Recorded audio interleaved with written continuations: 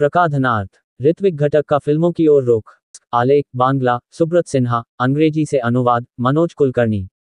उत्तर टैगोर दौर में अपने समय के अवांगार्ड आधुनिकतावादियों में से एक सुधींद्रनाथ दत्ता ने 1928 में अपनी कविता एट अ सिनेमा, एक सिनेमा में एक फिल्म देखने के अनुभव को ऐसे दर्ज किया। शफ्फाफ पर्दे पर गुजरती है जीवन की दो आयामी नकल, छाया की व्यर्थ छाया, क्षणभंगुर एक पल की स्मृति, उतारती नकल यथार्थ की शास्त्रीय संगति, दूर देश निकाला दे दिया जाता है सच को उन क्रांतिकारी छवियों से।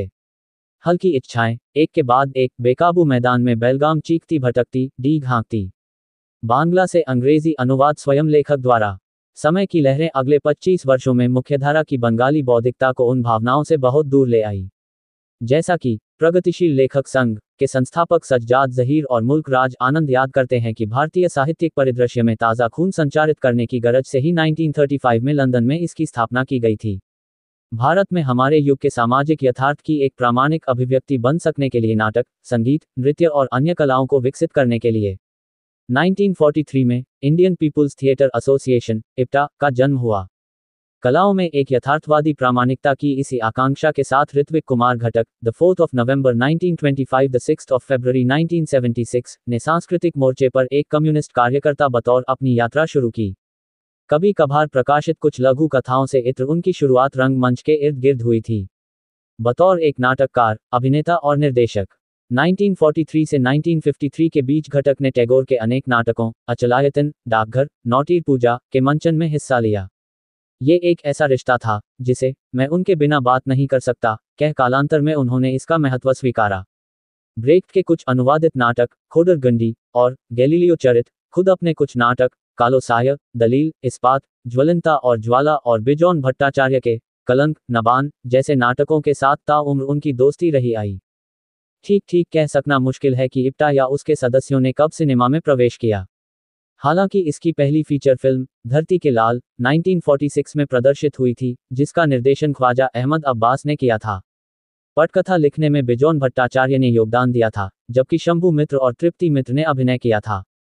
भारत और खासकर बंगाल यानी आज़ादी के बाद के पश्चिम बंगाल में प्रगतिशील सांस्कृतिक आंदोलनों पर इसका असर होना ही था। बंगाल में प्रगतिशील साहित्यिक हस्तियों के सिनेमा में जाने का इतिहास रहा था। 1930 के मध्य में काजी नजरुल इस्लाम ने फिल्मों में अभिनय शुरू किया। कलोल युग के शैलजानंद मुखोपाध्याय और प्रेमेंद्र मित्र 1940 के दशक की शुरुआत में सिनेमा क्षेत्र में आए। हालांकि इप्टा द्वारा अपने बैनर तले फिल्म निर्माण का भारतीय सिनेमा पर गहरा प्रभाव पड़ा, तब भी इसके कई सदस्य देव आनंद, चेतन आनंद के नवकेतन प्रोडक्शंस जैसे अन्य स्वतंत्र निर्माताओं के जरिए भी फिल्मों में आए। मगर बंगाली फिल्म उद्योग में प्रगतिशील रंग जगत और सिनेमा के बीच ऐसा संबंध खासा महत्वपूर्ण था। 1940 के दशक के अंत तक इप्टा के अनेक सदस्य विभिन्न भूमिकाओं में फिल्मों से जुड़ने लगे थे। जागते रहो, एक दिन रात्रे 1956 में निर्देशन के दुर्लभ प्रयास सहित शंभू मित्र ने बाद में कुछ फिल्मों में अभिनय किया। बिजोन भट्टाचार्य 1946 से स्क्रिप्ट लिखने और अभिनय करने लगे। 1950 में उत्पल दत्त ने माइकल मधुसूदन के साथ अपना फिल्मी जीवन शुरू किया और अंत तक आते आते 200 फिल्मों में अभिनय के अलावा कुछ फिल्मों का निर्देशन भी किया। कहा जा सकता है कि बंगाल के साहित्यिक सांस्कृतिक हलकों मसलन कलोल समूह या इप्टा के सदस्यों की बढ़ती उपस्थिति ने फिल्मों में एक निर्णायक मोड़ ला दिया, जहां सिनेमा अब वास्तविकता की नकल करती छाया की छाया मात्र न रहकर सांसारिक जीवन का प्रतिनिधित्व करने वाला एक जोरदार साहसिक रूप बन गया था। नेमाई घोष की छिन्नमूल 1950 को याद किया जा सकता है, जो बंगाली फिल्मों में सामाजिक यथार्थवाद की ताज़ा हवा लेकर आई। प्रावदा में जिसकी प्रशंसा पोडवकिन ने की थी। ऐसे ऐतिहासिक और फलते फूलते सांस्कृतिक वातावरण से ऋत्विक घटक ने फिल्मी क्षेत्र में प्रवेश किया, जो तब तक इप्टा में एक ख्यात सांस्कृतिक कार्यकर्ता थे और जिन पर 1951 में इप्टा की बंगाल शाखा का केंद्रीय सैद्धांतिक दस्तावेज तैयार करने का दायित्व रहा था। बेदिनी के लिए घटक को निर्देशन की पहली जिम्मेदारी मिली, जो ताराशंकर बंद्योपाध्याय की एक लघुकथा पर आधारित थी, जिसमें उन्होंने निर्मल डे की जगह ली थी। 1951 में शुरू हुई इस फिल्म की शूटिंग लेकिन पूरी न हो सकी। उनकी बनाई पहली पूरी फिल्म नागरिक का फिल्मांकन और संपादन 1952-53 में हुआ, मगर वह 1977 में सिनेमाघरों तक पहुंच सकी, अपने निर्माण के 25 वर्षों बाद, जब तक कि निर्देशक ही इस दुनिया से जा चुके थे। इसमें वर्ग और लिंग आधारित शहरी जीवन का एक लगभग रोमानी चित्रण था। यह फिल्म बदनसीबी के अकल्पनीय झोंकों से निपटने की कोशिश करते अपने पैतृक घरों से उखड़े दो परिवारों के बारे में है।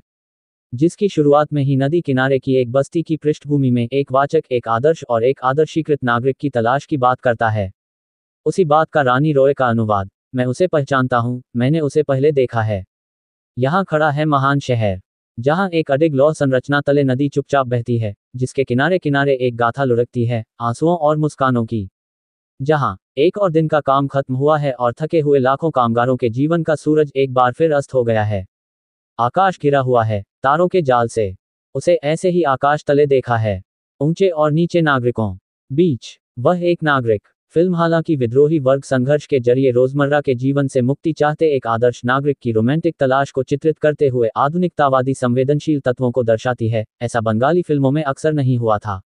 इसी दौरान गोकी के लोअर डेप्थ पर आधारित एक नाटक निचेर महाल का अभ्यास करते हुए घटक ने प्रचलित समझ और प्रथाओं के बारे में अपना असंतोष जताते हुए एक और सैद्धांतिक दस्तावेज ऑन द कल्चरल फ्रंट सांस्कृतिक मोर्चे पर लिखकर 1954 में कम्युनिस्ट पार्टी ऑफ इंडिया को सौंपा। उक्त दस्तावेज को पार्टी से ज्यादा तवज्जो नहीं मिली। 1955 में घटक की पार्टी सदस्यता का नवीनीकरण न किया जाना घटक के जीवन के एक बेहद स्पष्ट मोड़ को चिन्हित करता है। अगले 3 वर्षों में घटक ने तत्कालीन बिहार राज्य के लिए 3 वृत्तचित्र फिल्माएं, आदिवासियों का जीवन स्रोत 1955, बिहार के दर्शनीय स्थान 1955 और ओराम 1957। इसी बीच न्यूयॉर्क के म्यूजियम ऑफ मॉडर्न आर्ट में सत्यजीत राय की पाथेर पांचाली 1955 का वर्ल्ड प्रीमियर हुआ, जिसने भारतीय फिल्मों की पृष्ठभूमि और उनकी वैश्विक स्वीकृति को निर्णायक तौर पर बदल डाला। 1957 में सिनेमाघरों में लगी घटक की पहली फिल्म अजांत्रिक द अनमैकेनिकल एक ड्राइवर मैकेनिक का रोजी रोटी देने वाली अपनी कार के साथ रिश्ते के मानवीकरण की पड़ताल करती है। 2 साल बाद घटक बारी थे के पालिए 1959 बनाते हैं, एक बाल फिल्म जो एक नौजवान के शहर के प्रति रोमांच और असंतोष पर आधारित है। कहा जा सकता है कि घटक को अपना केंद्रीय विषय कुछ देर से मिला, जिसके लिए वे सर्वाधिक याद किए जाते हैं। विभाजन और जबरन पलायन का वह मसला उनकी तीसरी या चौथी फिल्म मेघे धाका तारा 1960 में दिखाई देता है। मगर एक बार जब उन्हें मिल जाता है तो घटक उसे एक त्रयी में बदल देते हैं जो सिर्फ विषयगत समानता से जुड़ी हैं। जहां मेघे धाका तारा हताश आर्थिक कष्टों के बीच संघर्षरत एक शरणार्थी परिवार की विपदाओं का वर्णन करती है, कोमल गांधार 1961 सांस्कृतिक सक्रियता के जरिए एक पुनर्परिभाषित और साझा मातृभूमि के अस्तित्व की संभावनाएं तलाशती है, और सुवर्णरेखा 1962 जबरन विस्थापन और अलग थलग जीवन पर कट्टर शुद्धतावाद के नैतिक परिणामों पर सवाल उठाती है। उनकी सिनेमात्रयी बन रहे एक नए देश में पुनर्वास की विकट वास्तविकताओं और फिर कभी उनकी न होने वाली एक निकटस्थ मातृभूमि की दूरस्थ स्मृतियों के बीच विभाजित अस्तित्व का वृत्तांत रचती है। हालांकि बांग्लादेश की आज़ादी की लड़ाई के संदर्भ में घटक ने एक बार फिर व्यक्तिगत और कलात्मक रूप से भी अपनी इस मूल दुखी मातृभूमि का साक्षात्कार किया। 1971 में बांग्लादेश के उदय के वक्त घटक ने बांग्लादेश के स्वतंत्रता आंदोलन, जिसके प्रति वे गहरे चिंतित थे, पर एक वृत्तचित्र बनाया, दुर्बार गति पद्मा 1971। तत्कालीन पूर्वी पाकिस्तान के लोगों के लिए जबरन पलायन की बार बार की नियति को घटक नापसंद करते थे। आज़ादी के आंदोलन के बेसहारा शरणार्थियों के लिए धन जुटाने के उन्होंने बहुत प्रयास किए। बांग्लादेश के स्वतंत्र हो जाने के बाद 1971 में घटक ने नवजात राष्ट्र का जश्न मनाने के लिए अद्वैत मल्लबर्मन के एक उपन्यास पर आधारित अपनी छठी फीचर फिल्म तितास एकटी नौदीर नाम ए रिवर कॉल्ड तितास 1973 का निर्देशन किया, जो तत्कालीन त्रिपुरा राज्य के ब्राह्मणबाड़िया क्षेत्र में हाशिए के समुदाय मालों पर थी। उनकी अंतिम पूरी हुई feature film Jukti Takko Aar Gappo reason debate and a story सितंबर 1977 में तब तक सामने न आ सकी नागरिक के साथ प्रदर्शित हुई। घटक की अंतिम फिल्म उनकी पिछली शैली से एक निश्चित प्रस्थान और महान माता के आदर्श की युंगियन अवधारणा में गहरी दिलचस्पी दर्शाती है। फीचर फिल्मों से इत्र घटक ने Ustad Allauddin Khan 1963, civil defence 1965, scientists of tomorrow 1967, Chhau dance of Purulia 1970 आदि अनेक वृत्तचित्र भी बनाए। लेनिन की जन्म शताब्दी के अवसर पर निर्मित छोटे सी डॉक्यू फीचर आमार लेनिन मेरा लेनिन 1970 उस समय भारत में प्रतिबंधित कर दी गई थी, लेकिन सोवियत रूस में उसे पुरस्कार और प्रशंसा मिली। 1965-66 में पुणे के फिल्म और टेलीविजन संस्थान में अपने संक्षिप्त अध्यापन काल के दौरान घटक ने कुछ डिप्लोमा फिल्में भी बनाई, जहां उन्होंने मणि कौल, कुमार शाहनी, अडूर गोपालकृष्णन और जॉन अब्राहम जैसे अपने छात्रों पर एक अमिट छाप छोड़ी।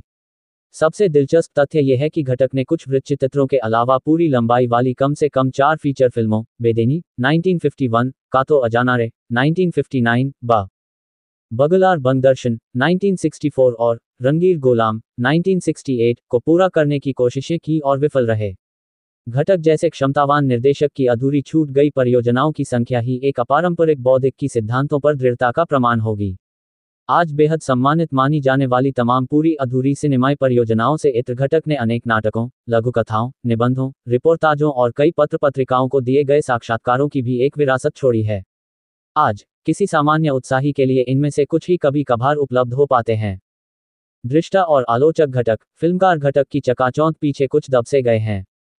फेलिनी की नोटबुक या पेसोलिनी के कविता संचयन की तुलना में घटक को चाहने वालों के लिए संभवतः ये जितना बड़ा नुकसान है, उसकी कल्पना तक मुमकिन नहीं।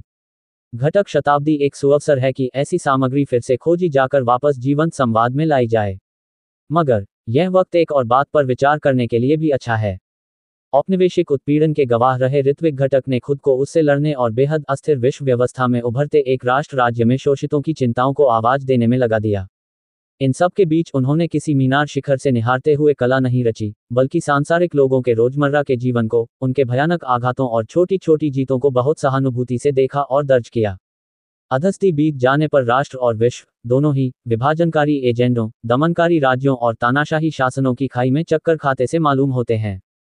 यदि सहानुभूति को हम एक मौका देने को तैयार हैं, तो घटक आज उनके अपने समय से कम प्रासंगिक नहीं लगेंगे। 2 की ऑनलाइन सांस्कृतिक पत्रिका हम देखेंगे के ताज़ा अंक से साभार। और भी ऐसी तरह तरह की न्यूज़ को देखने के लिए हमारे चैनल को लाइक करें, सब्सक्राइब करें और बेल आइकन जरूर क्लिक करें, इससे हमारे आने वाली न्यूज़ की नोटिफिकेशन आप लोगों को सबसे पहले मिले।